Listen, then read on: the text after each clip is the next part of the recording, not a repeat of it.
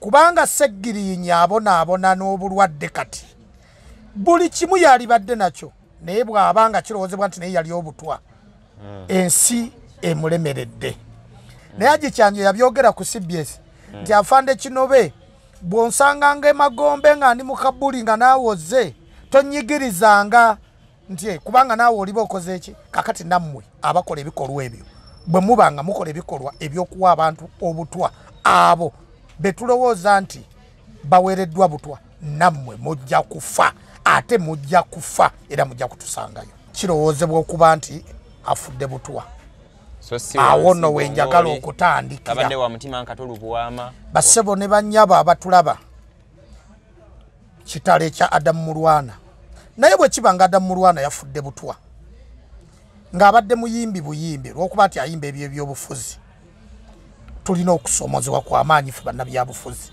Mune Uganda tukwaniriza okuva ebweru era nga tuli beeteefuteefu okutambuza. Tulina obumanyirivu mu kuvuga ate era ku miwendo egisaanidde. Kati nno gwe yeetaaza okupikinga ku kisaawe okutuusa ewaka ewuwo tweyune ate era naawe ateekateeka okugenda ebweru twekwate tukutambuze okuviira ddala ewaka paka ku kisaawe. Kati nno mwanattu toddamu kumenyekana migugu ng'entambula weeri tukubire ku ssimu noti 7 noti 6 Chenda munya lusanvu 29 oba noti 78 29 atano mobili 155. Kale nze Sonko Muhammad tongera okubanirizaako muli mutya buli mujasinziro kubeera nga atulaba mutulabira wanji museze enjalo wano mu Uganda ne walala wonna tuze n'emboozi ey'enjawulo olunaku olwaleero ne tusooka okusaasira abafunye ebizibu mwenna okwetoloola eggwanga naye wano mu ggwanga erya Uganda music industry stroke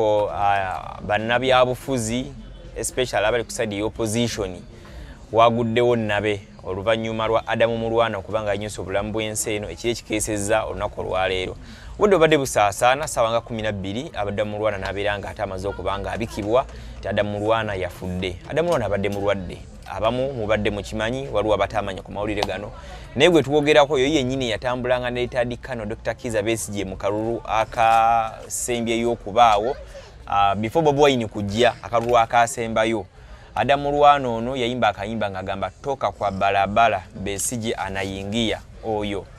Kati Adamu Mulwaana ono munnange yafudde era bitogere sawa za kakati embuyaga ezikaza engoye. Wenzidde okola programu eno obudde buno ziri sawa 10:53 ne ku sawa zibadde nga 9 nga ziyingira 10 awo. Vunye ku mawulire ayagalaga nti Adamu Mulwaana omulambo gwe gwabadde guteekateekebwa okutwalibwa ku National Theatre naye gobeddwayo babaganya ogenda ku National Theatre. Simanyi oba kati mbudde buno olw'ekikyuseeko wenkwedde programu eno ku sawa 10:54 oba kyali bwe kityo. Ono abadde abaluwa mbayimbi nti abadde muyimbi nankubadde mu nnyimba ezimu z'abadde alina mbadde mu nnyimba ez'ebyobufuzi ate era mu mbeera y'emu abadde abaluwa muyimba ng'ayimba ennyimba eza bulijjo era asembayo wano juzi okola oluyimba baluyita obulamu era vidiyo eyo Vixen yali Ssegirinya Muhammad. So Adamu Mulwaana kitalo nnyo kitalo ddala. Ndi Honorable Kakoza Fred ono kansala akiikirira abantu ab'ekibuga ekyekireka wano tugenda banga tuwayawayamuuko nga tutunuulira abantu especially abazze babeera ku side y'opposition abazze bafa abazze balwala naye ng'obulwadde obujja bwa butwa abamu bavayo ne boogera ne bagamba nti tuyinza oba betuvuganya be bakola olukwe olw'okuba nti tufuna obutwa. Adamu Mulwaana wadde tanaba kufa yavayooko nannyonnyola n'agamba nti ajjukiranga eyafuna obutwa naye ng'alabika yabulira mu pizza oluvannyuma lw'omu omukyalo omu bwe yali agamba nti oba yali Munyankole yali Munyarwanda yayingira mu ggwanga lwe ndya Uganda n'amukubira akasimu n'amugamba weebale nnyo munnange muyimba ennyimba mu abali wano mu abatujamba ffe abali eri ewala mbadde sikulabanga naye munnange jangu tuweebuuzeeko nsange mu kifo bwe kiti ojje nkulabeko era bwe yagendayo ekyokulya ekyamuweebwa yali pizza naye agamba mbu lwaki agamba wayinza okuba tali sure naye wayinza obbaawo waava obuzibu okuba nti pizza eyinza obba oba mbu yalimu obutwa bw'omukyala bwe yali n'omwana we bwe yali alya pizza omwana bwe yageza okulya ku pizza omukyala yakambuwalira nnyo omwana tolya bijja kulumya olubuto and so on. So obulamu bwawe butandika kubeera nga bukyankalana paka ate wabikiddwa. Honorable Ssegirinya Muhammad simanyi kati mu ggwanga yakomawo mwali. Ali Kenya. Akyali Kenya. Naye naye agenda maaso n'okuba nti awere ennemba n'ekirwadde bibangambibwa nti internal organs tezirikirya era naye bateeberezebwa okuba nti alabika ayinamu obutwa. Hajji Husein Kyanjo yakamala okuziikibwa omwaka ogwo oguwedde naye nga naye ensonga zeemu zayogerako zeekuusa ku butwa n'abantu abalala. Kansala obulamu buli butya? Obulamu bulungi neeyagala neetegekera lunaku lwankya lwakusanyuka. Yes, Valentine. Ate olumala okusiiga evvu nga ngenda nga nsanyuka. Olunaku lwa Valentine lwe basiiga evvu oba zakwataganye bukwataganye? Zakwataganye nga ffe abakkiririza mu Yezu Abakatoliki. Olunaku lw'okusiiga evvu n'abakristaayo. Abakatoliki n'abakristaayo. Tunaamala okusiiga evvu ng'ate tugenda tusanyuka kubanga ne Katonda ayagala abaagala naye ensonga lwaki abantu babeera mu bufumbo obutukuvu. Kati olunaku olw'ensi yonna kiba kyabulyaza amaanyi obutalusanyukirako wamu ne mukyala wange. Wamu ne mukyala wo. Era singa mbadde nga asina mukyala nalibadde nsanyuka ne maama wange. Okay. Lwa Valentine baluyita lunaku lw'abaagalana. Lw'abaagalana. Singa kikwata omuntu omu nga si musiraamu kuba abasiraamu tebatera nnyo kugendera ku nnaku ezo nga teziriko nnyo bwino wa Qur'ani oba bwino wa mubaka. Naye singa kikwata omuntu atali musiraamu n'abeera nga bakyala ayina babiri ayinza kukikola atya olowooza? Era okubalaga obwagazi obakuŋŋaanya wamu. Si kubakuŋŋaanya wamu. Buli omu omugulira ekiraga nti omwagala. Omugulidde lugoye, omugulidde ekimuli, omugulire enkoko agirye olunaku nga lwanjawulo n'omulala n'okulaba otyo. Kakati abantu abalina abantu abasukka mu omu bakyala bo bafuule kya muwendo gy'oli omale maama wo musukkulumye kubo. Maama yasinga. Ntegeerekese. Bakyalawo bafuule ba muwendo nnyo gy'oli ate maama wo musukkulumye kubo. Kitegeeza oba olina kubeera na maama. Kati nnyo kembadde nkubuuza obagulidde byonna bye babagulidde engoye yandiso ono basiimye aguze omwami waffe obudde bwa out obutuuka obwakawungeezi. Maama ngamugangenze wa maama wange. Mbaga maama wange Valentine wange. Bonna bw'obagamba ddala n'ogenda wa maama. Tekiriko bibuuzo. Oba omu bw'ogamba ngenze wa maama omulala. Sikyakwetonda. Maama wanjawulo nnyo musukkulumu mu bulamu bwange. Kakati ate oba okyambuuza ekirala. Bonna asanga omusajja omulala omugezigezi bonna ajja bagamba ngenze wa maama afuneyo omupya omusajja omukulu obuvunaanyizibwa nga nze. Ebyo si byetonderamu kyenkugambye kyekyo. Ngenze wa maama musukkulumu nnyo mu bulamu bwange. Kale nze Sonko Muhammad ne Honorable Kakoza Fred ensonga y'obutwa naye okungubaga kwa Adamu Mulwaana. Adamu Mulwaana afudde abadde akyali weefudisi abadde atya? Owamuwulizaako? Bassebo ne bannyabo mwenna abatuwuliriza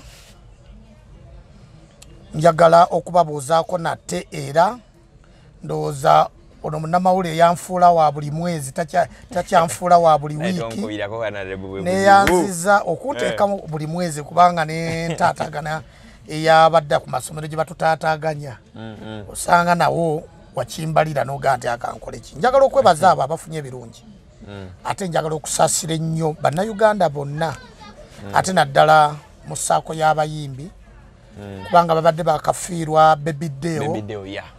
Kati bebiddeewo bw'amaze okufa ate kati ne Adamu Mulwaana ow'ensonga naye n'atufaako. Kitalo nnyo, kitalo ddala mu kisaawe ky'abayimbi, kitalo okufiirwa abayimbi ababiri aba mu ddiriŋŋano. Ate wakati awo nga bano banyize twalinawo okufa kwa Katolubwama ne tubeerawo n'okufa kwono omukyalo ono gwe baaziika ng'ogenda e Masaka. Naye yaliwo nga Katolubwama tumututte ku National Theatre. Omukyalo oyo ndowooza yali yaani erinnya ndyerabe. Lagu. Lagu.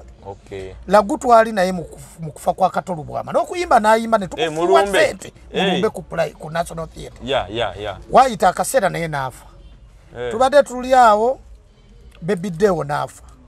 Kaakati ate Adamu Mulwaana naye Adamu Mulwaana wanjawulo kuba n'abalala nti ye kirowoozebwa okuba nti afudde butwa.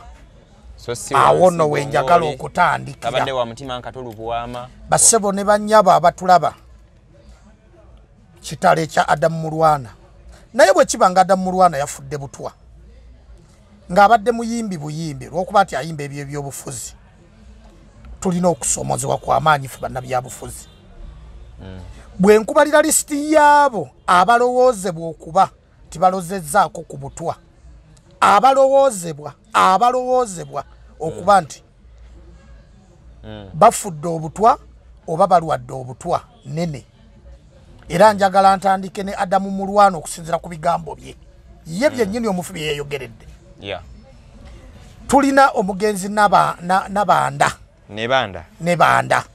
oyo naye kirowoozebwa tiyafa butwa tulina omugenzi Hajji Husein Kyanjo kirowoozebwa naye yali abutwa tulina omugenzi ono yali aduumira amagye eyafiira mu nnyonyi kirowoozebwa yali minisita wa internal affair omujazi kirowoozebwa ti naye yafa butwa tulina ono yali amyuka omwogezi yali amyuka assistant ya IGP yali naffe wa wano mu kira gwe bagansimanyi yafuna kuloti kugulu lukere afande lukerelia lukeki bwe butu kirowoozebwa ti naye yafa butwa tulina owekitibwa Betty Nambooze nakakati akyogera lunye nti naye yalya obutwa n'abalala abafaanana bwe bati kituleetera ffe bannabyabufuzi okutya era bannaffe mu abatulaba ne mulaba nga oluusi tetulya ku mikolo bwe mba nina wentudde nenywa kasoda wenfulumamu nenkalekawo bwe nkomawo sikaddira bassebo ne bannyabo kuba kutya n'olw'ensonga eyo kitalo nnyo naye abatukola bwe batyo bwe babanga kituufu kyekyo mutukola bubi kubanga Ssegirinya abonaabona n'obulwadde kati buli kimu yalibadde nakyo naye bw'abanga kirowoozebwa nti naye yali obutwa ensi emulemeredde takyasobola kubaako kyeyeekolera yeegomba kati n'akaana akata akakola ki akeegomba alaba kabuukabuuka bambi nga takyakisobola mu mbeera efaanana bwetyo bannayuganda abakola ebikolwa ebifaanana bwe bityo mwekube mu kifuba mubeereeko ne Katonda bassebo ne bannyabo abanaddiini mwongere nnyo okujjukiza bannayuganda oba okujjukiza ekigambo kya Katonda ti ffenna tuli bannayuganda tulina okwagalana yensonga lwaki buli lwa Sande oba buli lunaku tweyongera okusaba ne tusoma Bayibuli eyo Bayibuli tugisomye emyaka 20 n'okusoba naye buli kiseera etujjukiza okwagalana bwebanga etujjukiza okwagalana kitegeeza ti nammwe mutwagale naye nga temutuwadde butwa era nga temutukozeeko bikolwa bya ffujjo guno mulimu gw'abanaddiini mwenna nga tetwawuddeemu ddiini eno oba eno bassebo ne bannyabo musabire eggwanga ekiri mu ggwanga kiswaza naye ggwe aw'obutwa nange gw'owadde obutwa ffenna enkomerero kufa nkiddemu kitegeerekeke gwe awadde obutwa nange gw'owadde obutwa oba n'oyo gw'owadde obutwa ffenna enkomerero kufa era agenda okutulamula ali omu enjawulo nze kukusookayo nakuba nti nfiiridde mu bulumi naye enkomerero naawe ojja kufa ate ojja kufiira ddala ojja kufa bubi gwe oli omu ku abo bannayuganda gwe balikubira n'engalo ne bakuba n'eŋŋoma ne basanyuka ne besiba ebisenso bazine nga naawe ofudde kubanga bibaddewooko mu nsi muno nga abaali ab'amaanyi balowooza tebalivaawo naye nga nabo bafudde ojja kufa ate ojja kufa otusangeyo naye kaneeyazika ebigambo bya Hajji Kyanjo yali abigamba afande Kinobe ndowooza kati abadde oba ambasada nti afande Kinobe ebintu ebimu bye mukola ebinyigiriza abantu enjawulo ffe kufa ne tubasookayo naye bw'oli musangayo mu ttaka ali kugamba nti afande Kinobe tonyigiriza ebyo byali kugereesanya sigamba afande Kinobe mutuuze wange wa wano ate mukwano gwa ye mutuuze we naalya mukwano gwange nnyo nnyo afande Kinobe naye Hajji Kyanjo yabyogera ku CBS nti afande Kinobe bw'onsanganga emagombe nga ndi mu kabuli nga naawoze tonyigirizanga nti kubanga naawe oliba okoze eki kakati nammwe abakola ebikolwa ebyo bwe mubanga mukola ebikolwa ebyokuwa abantu obutwa abo betulowooza nti baweereddwa butwa nammwe mujja kufa ate mujja kufa era mujja kutusangayo. Tuli Honorable Kakoza Fred twali mu bitundu by'Ekireka ne kansala kiki ekibuga ky'Ekireka tuzze twagayo tukole emboozi enjawulo ne listi y'abantu abadde bajja nga bava mu bulambo ensi eno naye ng'entabwe eva kuba nti abantu bano abalya butwa n'abasinga obungi bannabyabufuzi. Honorable Rosa bayinza kuba baani abakola kino kuba mu listi y'abantu b'otuwadde tulabamu ababadde ab'NRM saidi ya gavumenti n'abavuganya gavumenti.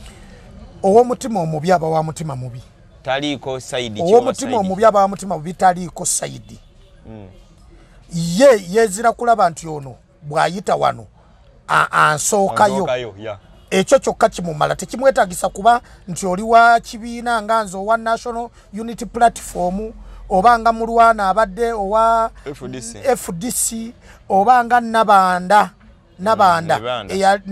eyali owa NRM obanga oyo yali Minister wa Internal Affairs obanga Kyanjo eyali owa Jema obanga tekikwetagisa ow'omutima omubi aba wa mutima mubi.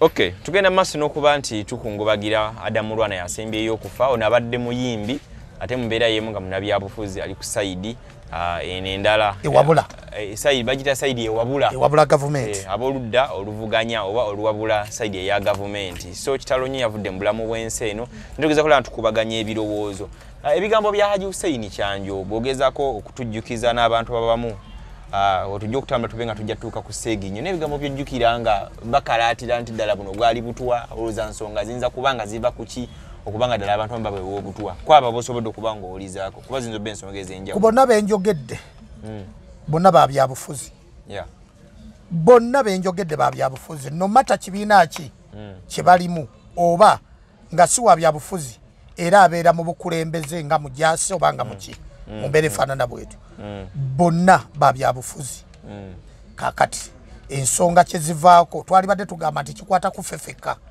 naye ate bw'otunuulira kati aba abalala abatali ba opposition bo tebafudde kakati omubi aba mubi tukitwale nti ow'omutima omubi aba mubi no matter ova mu kibiina ki oba ogwa mu ggwanga ki oba ogwa mu ddiini ki naye nga kino kiyinza kukolebwa kitya saala zinasigalira wa Katonda yekka kudda wa Katonda bantu mwekube mu kifuba kati ng'olunaku lw'enkya nga tugenda mu kusiiga evvu mwekube mu mutima muno beera ne Katonda mu mutima ogambe nti bye mbadde nkola bikyamu ku lwa bannayuganda ku lwabo bembonyaabonya naye enkomerero bajja bikola abaana bo naawe abikola bajja bikola abaana bo kubanga buli woosiga ensigo manya nti naawe ejja kubbulukukira mu baana bo bakibakole kudda wa Katonda. Atuyinawo omulwadde Honorable Ssegirinya ali ku kitanda nga gwa National Unity Platform muwulizaako kibi nnyo ekya muganda wange Ssegirinya oyo abadde kansala nga nange ndi kansala Mukama n'amusomosa eddaala omuzadde wa National Unity Platform n'amuwa kaadi n'atutumuka n'alinnya eddaala naye teyeeyagalidde mu bukulembeze bwe twagala okukusabira Ssegirinya yonna gy'oli Mukama akusaasire Yezu akugobemu obutwa mu musaayi bugende buweebwe abo abaabukutega nabo babufune naye tumusaasira mu ddwaliro gy'ali nti Mukama amusaasire akole ekitali kya bulijjo Ssegirinya awone avumulwe obutwa abaabo obutwa tosaasidde basaasire nga bwe bagamba nti sinti oli bwakkuba ejjinja naye mujjiza ejjinja Katonda babeetaaga ne balooza nabo Katonda so Katonda lwakugamba nti nkwagala olwo lwova mu nsi abakuyise Katonda yasigaza ekyo ate teri agenda kufiira munne okufa tebakufiira oyo ne wakuba akusse naye naye ajja kufa era buli omu ajja kufa lulwe era buli omu ajja kufa okufa tebakufiira buli omu olina okukulozaako oyagala toyagala olwo olugendo olina okulukwatako koba otya kobenga wegulumiza kobenga okola ki obuyinza Katonda yabwerekera okufa tebakufiira nti sebo gwe munnamawulire kanfeemu ku lulu tekiriyo bajja kufa ate mujja kufa mmwe bani abo aba babikola kale kibi nnyo nti amawulire ngalo gazze nga gaddirira olunaku olwabadde olwejjo abantu bangi babadde ku mitimbagano egy'enjalo nga bayozayoza omukulu w'ekibiina kya National Unity Platform Robert Kyagulanyi Ssentamu okuba nti kigambibwa babadde amazowezi emyaka 4 gabaga bukulu emyaka 4 mu 2 ag'obukulu honorable Zaake ndooza emikolo emikulu gyaleka gyabadde miitiyano olunaku lw'eggulo nange nabadde wa kugenda naye nkubera bikange yankuttemu be nengenda nabo ne bandeka Kyagulanyi Robert Kyagulanyi Ssentamu azayitamu naye azavunuka ebintu ebyenjawulo amasasi ne lijja nga libye ne likwata omulala Katonda Obutwa era nabutoneza nti babusimatuse n'ebirala Katonda waliyo okuyoza za kwenza obeera ng'omuweereza gukusaidia kuba tukyali mu wiiki ye njagala okutwala omukisa guno okuyozayoza pulezidenti wange Kyagulanyi Ssentamu pulezidenti w'abantu Bobby nantasongwamu nantavumwa nantajeregebwa nti sebo yogayoga okweza emyaka 42 egy'obukulu ku lw'ekibiina kya National Unity Platform Wakiso District sebo nkuyozayoza nga chief whip ow'oluyi oluwabula gavumenti mu kanso tisebo yogayoga tukwagaliza oyongereko n'emyaka emirala mingi nnyo n'emirala ate tuwebaza entwala gy'otutwala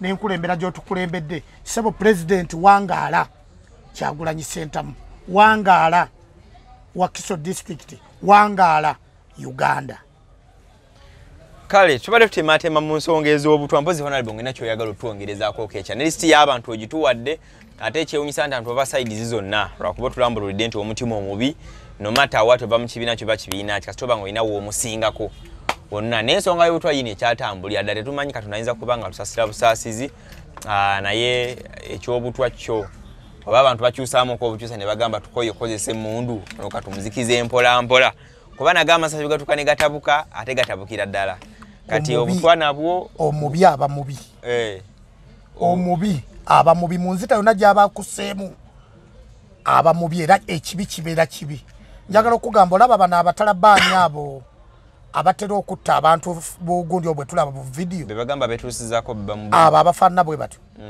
eriyo akwata ejjambiya n'asala mu n'ensingo ng'alaba bw'ati n'alajana n'agisala n'agikasuka n'agiteeka wali eriyo abakwata ebijambiya n'agitema butemi nga bamaze omusiba emigwa bulungi nnyo n'agitema butemi omulundi gube pa nebuukako neegwa wali eriyo ababasiba emigwa ne babasiba kantuntunu ne babateeka mu kinnya wali ne bamuleeta ne bamutuusa ali mu kinnya oluba omusindika yaagwe n'essasi ne limugenderako oluba musindika olujaye naye essasi ne limugenderako eriyo abakwata abakyala ne babasalako ensingo ne babasalako obukyala ne babateeka mu byenyi abo nabo ki naye yonna nzita era kwonna kuba kuki kufa kati omubi aba mubi omutemu aba mutemu kakati nabana abawa obutwa bonna babi batemu kale ndoza tujja batukoma mu programu zaffe endala mpozi honorable nga tulina kubasuulayo tetugenda mu kalulu akaluba idha wina okasembedde tuli 224 mwezi gwa kubiri gwe tulimu tegeza 225 nga tulina by election ekokolo wali obubake ya kafa mukama amwechi mule abadde direct MP abadde woman MP Cecily Ogwalo jabadde yesimba baita bata kokolo yesimba ngo omubaka direct okay okujja mu parliament mukama naye amusaasira ebyo byamusubako naye yali mukyala mulungi nnyo era yalwanirira eddembe ly'abakyala mu nsi muno ekyo tekisobola kumuvaako tugenda mu by election njagala kano nkakwate bulungi onnamawulire okategeere bulungi yesebo enkola ey'okuleeta abaana baffe nga tubadde mu bifo by the way kati yafuuse nsonga naddala wano mu Uganda nti waafa omwana we abaddewo yaddawo naye twabirabirako n'ebweru eyo ne waba tafudde ndowooza owulira Clinton Junior Clinton Senior sima George Bush Junior George Bush Senior bibanga bya kika oli ali Clinton ne mukyala we bwe bityo nga bijjawe bityo kati wano mu Uganda eyasooka okukola presidency eyo yali owekitiibwa Ken Luchambuzi the man oyampa erinnya tweddira omuziro gumu nte yayigiggi bwe yamujja mu kooti bwe yamujja mu parliament n'aleeta mwannyinaze Nampijja nadda mu kifo kye n'akiikirira constituency yadda mu kalulu n'akavuganya yajja mu kalulu n'akavuganya n'akawangula muwala wa Ken Luchambuzi the man eyogera nga oludikya nakati alwogera oyo bwe yavaawo wajjawo omugenzi Patrick Musisi bwe yafa Patrick Musisi yaleeta mutabani we nga bamuyita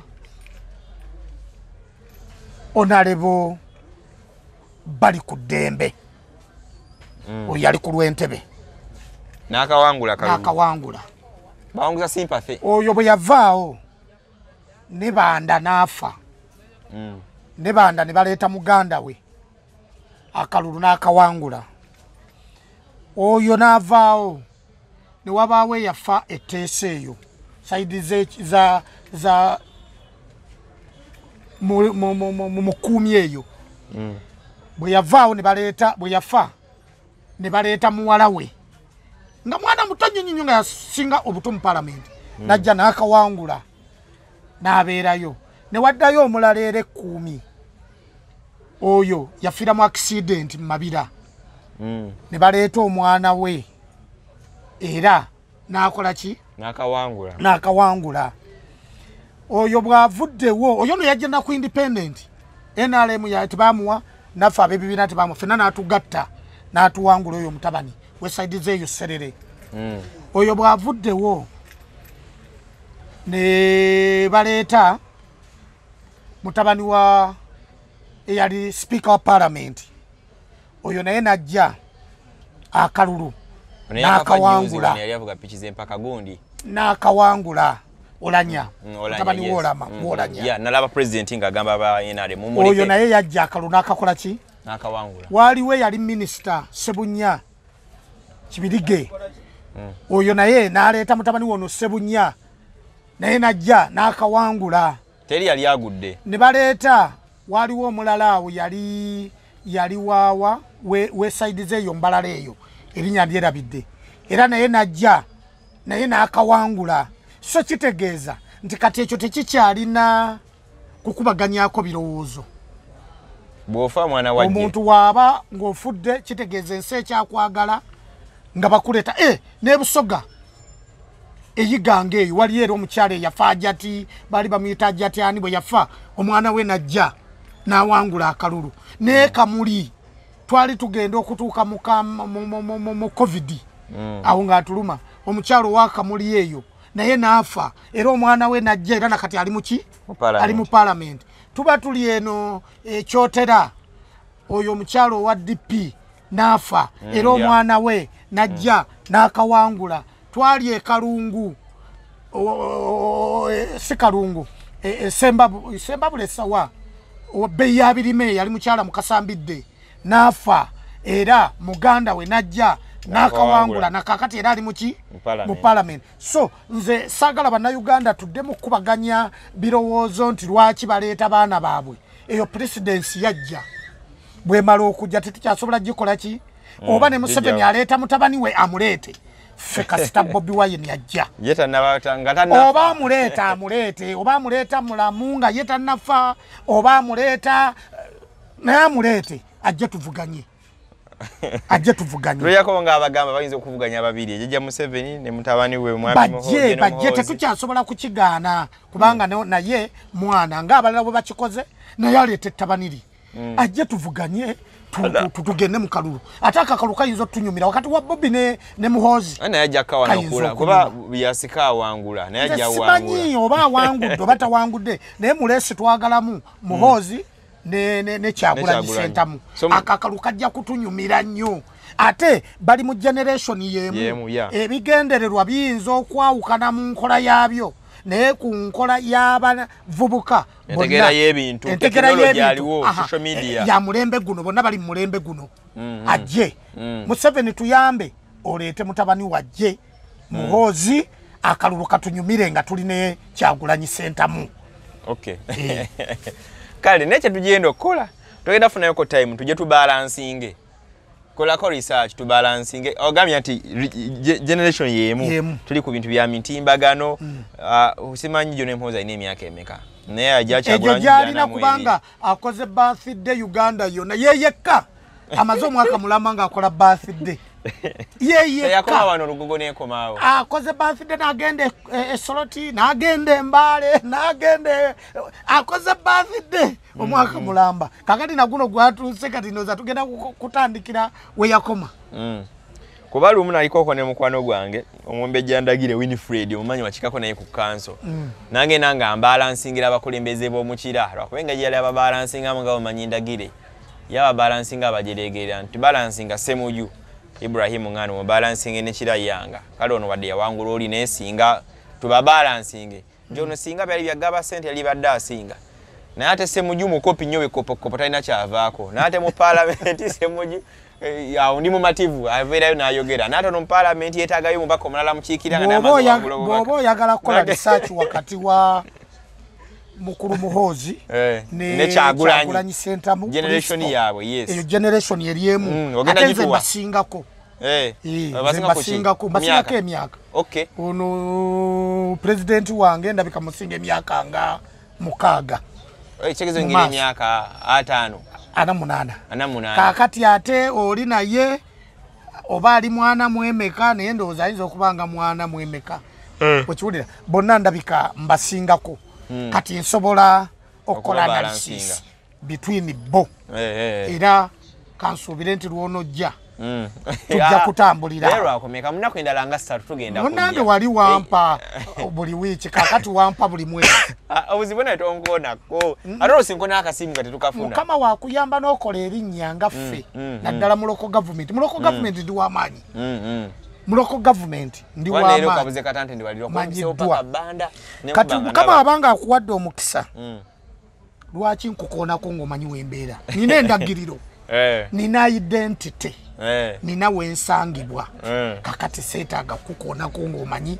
titulina assignment ku lw'abantu munako endala kuba impact number de batero kukumbozaako munako endala ntini nnyo ngenda kujja tubalansinga ekyo inshallah wendi bannayuganda mutulindirire tubawe ebirungi bya president Kyagulanyi Ssentamu Robert Bobby tubabuulire n'obunafu bwa owekitibwa Honorable Muhoozi kwanga mu parliament ali mu parliament abayo mu parliament batuulayo omu kubakiikirira amagye talimu simanyi bulungi ndaika siri updated bulungi whatever nasemba yoli nga bagamba badde CDF njagala tukola analysis obunafu bwa General Muhoozi n'amaanyi ga president Kyagulanyi Ssentamu principal mutowe kuba Muhoozi mukulu ku Bobby ina ana mukaga zit whatever tujja gikola eyo njirina kale inshallah taala maso ko lutimbe tugenda banga tujja nga tukoma tugenda kuba balansingira tujja aba tugenda tubalansinga n'abalala okitegedde ndoze tuna balansinga jjajja aliko oba tuna balansinga n'abalabo n'abakulembedde ku gwanga bonna omulundi gumu nawo nawo kyemanyi solo balansinga okuba kubajja abakulembera wiki abakulembera ekisanja kimu n'amaana akomawo mu kirala muteeso okubira ddala eyo paka then tubalansinga no tulabe era tuyinza kuba nete weekubira bali yato na kuli oyinza kubalansinga feeling nebeera nyo side ndi wa byabufuzi ate kati ndi muwabuzi nja kumbawabula siriwo kubawaana ndiwo kubabula kubanga mu byobufuzi nakugamba obukulembeze bunoonye obukwate obunyweze obulembere nga Museveni kyakola oba kyakola kati naffe tubunoonya omunabukwata bwe muti tubukwate tubunyweze tubulemere kale nze Sonko Muhammad Mara Enji ali ku kamera tujja batukomawo program zaffe endala. Aha, honorable ayina wano atunda ensawo wano kuzimbe ekireka. Edduuka namba 22 Kakoza and Sons Kireka Shopping Center wakati wa makuba abiri Kamuli Road ne Jinja Road. Awayagala okunkwata wonsanga. Ayagala okumpa Obutwa wonsanga. Wano mubirizo yambuka Kamuli Road. Ayagala okuntemula wonsanga. Wano ngolega Jinja Road. Ayagala okunkola byonna byoyagala. Waze sina kye nina mu nsi ndi kapale. Wano wensangibwa nina endagiriro. Nina identity. Ekyo kyensinga kubannanga abalala. Room namba 22. 22 edduuka namba 22 Kakoza and Sons Kireka Shopping Center. Ensawo z'abakyala abagala okunoba n'abagala otimingira. Abakyala abagala okunoba batwala zino. Eneriko Ezenene bwezitu. Ezo abo bebanoba. Bano abasajja abakola safari batwala zino. Zino Banzira ku masomero batwala ezo. Ba laptop bag aba universities ziri. Aba office batwala ziri. Abaana ba baby primary batwala ezo. Banasali. Abadda ku secondary school zino suitcases zibatwala. Okay, ebibati babidibya kati. Ebibati byadiba. Okitegedde bulungi? Za plastic kaza sirabye case zo. Abaana abadda ku masomero zirize engatto. Ziwe ziri plastic awali. Zirize engatto. Ziri engatto ziri. Office bags ziri waggulu ng'ejolabe yachi. Ya brown. Elinga gye bakubako engatto ly'eddagala. Zino jampa abaana zibatwala ku masomero. N'abavubuka baagala zimba. Abasoma prep bambala ezo. Kaakati abambala empale za kaki zino. Okay. Empale za jeans zizino. Kwegamba abavubuka bonna nabo tubalina. Abambalirako t-shirt. Oye Kakoza bwe tutwe tuyimiridde. Okay. Kale duka namba 22 honorable Kakoza Fred. Batuwagire. Newo nabatoze mu Obutwa ololoso kanoja n'omugulako ensawo. Naba nampa Obutwa nsangibwa wano. Nabagala okunkwata nsangibwa wano. Nabagala okunzita nsangibwa wano. Kyokka ne bakasitoma abalungi abajja okumpa ku sente nsangibwa wano. Kale nze Sonko Muhammad akumata 10 na mpeera. Assalamu alaikum wa rahmatullahi wa barakatuh. Mune Uganda tukwaniriza okuva ebweru era nga tuli beeteefuteefu okutambuza. Tulina obumanyirivu mu kuvuga ate era ku miwendo egisaanidde. Kati nno gwe yeetaaza okupikinga ku kisaawe okutuusa ewaka ewuwo tweyune. Ate era naawe ateekateeka ogenda ebweru twekwate tukutambuze okuviira ddala ewaka paka ku kisaawe. Kati nno mwanattu toddamu kumenyekana migugu ng'entambula weeri. Tukubire ku ssimu noti 7 noti 6 9 724 oba noti 78 29 52 155.